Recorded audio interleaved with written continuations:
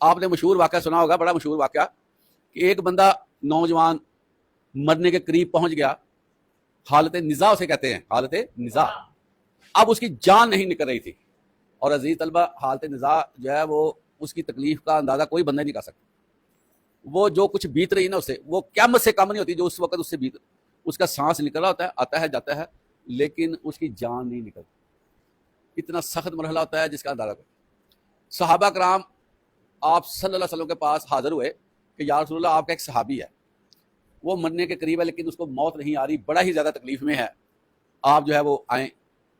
تو آپ وہاں پر تشریف لے گئے، دیکھا تو بچہ جو نوجوان تھا بڑے مراحل میں تھا. تو آپ نے فرمایا اس کی امی ہے، اس کے والدین ہیں. انہوں نے کہا کہ اس کی امی ہے. تو اس کو بلایا گیا، اس کی امی کو. تو پتہ چلا کہ اس کی امی اس سے ناراض ہے. اور جب پتہ چلا تو آپ نے فرمایا اس کو معاف کر دو. اس کی امی کہنے لگی اس نے اتنا مجھے تنگ کیا ہوا تھا، میرا نہیں دل چاہتا میں اسے معاف کروں، میں اسے معاف نہیں کر سکتی، مجھے اسے بڑے زخم لگے ہیں، مجھے بڑی تکلیف ہوئی ہے، اس کا جو ایٹیٹیوڈ تھا بہت زیادہ رف تھا میرے لیے، تو میں تو بہت اس سے تنگ ہوں. وہ ماں دیکھنا پسند نہیں کر رہی تھی، حالانکہ بچہ بننے کے قریب تھا، لیکن ماں کو اس پہ ترس اس وجہ سے نہیں آ رہا تھا، اس نے تنگ ہی بڑا کیا.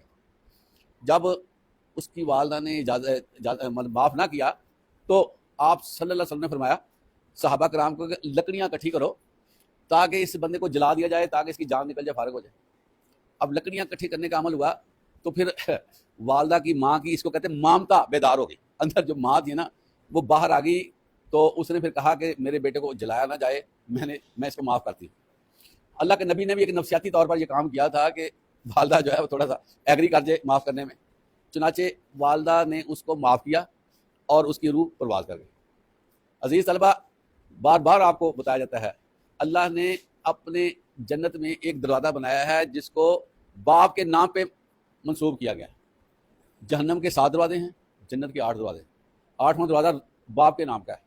تو جو بندہ اپنے باپ کو خوش رکھے گا نا، اس دروازے سے اس بندے کو آواز پڑے گی جو اپنے والدین کا فرما بردار ہوگا، کہے گا دروازے سے آواز آئے گی تم ادھر سے آ جاؤ، تم نے اپنے والدین کو خوش رکھا.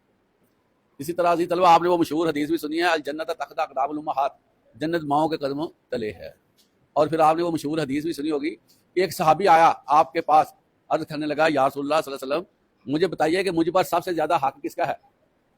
آپ صلی اللہ علیہ وسلم کہتے ہیں کہ تیری ماں کا تجھ پر حق ہے، سب سے زیادہ تم نے اس کو obey کرنا ہے.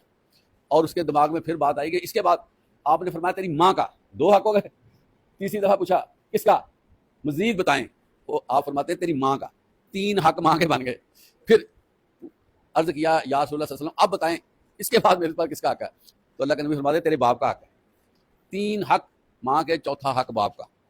اور اس کے علاوہ باپ کی علیحدہ بھی آپ کو فضیلت بتائی گئی ہے جنت کا دروازہ. تو یہ بیلنس ہو جاتا ہے، ایک طرف جنت کا دروازہ، ایک طرف 3 حق، ماں کے قدم تلے جنت، اور والدین کی اٹھی اطاعت و فرما برداری، یہ ساری اکٹھی ہوتی ہے. اس کا مطلب یہ ہے کہ بڑا اسٹرانگ نظام بنایا اللہ نے کہ والدین کو obey کرے.